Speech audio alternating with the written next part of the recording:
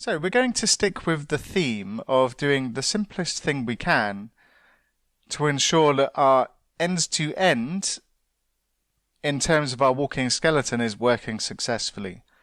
Now again, this isn't going to be incredibly exciting what we're building here initially, but it will prove that we can connect our React application when we have it all the way through to our API and then down to the database level and extract some values from our database and then display them in our React application.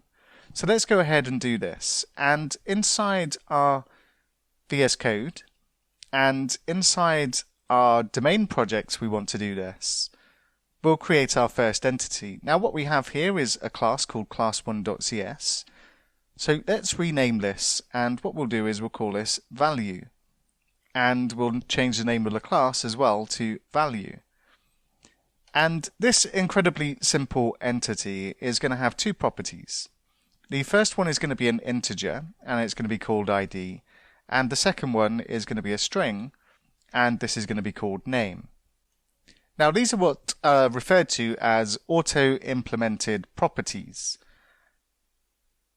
And it's just simply a concise way of declaring a property when no additional logic is required in the property accessors, the getter and the setter. We just want to make these properties available so they can be getted and setted, and that's what we're doing here. Now we're using Entity Framework, and Entity Framework is convention based. And when we give a property inside one of our entities a name of ID, then this is automatically going to be used as the primary key.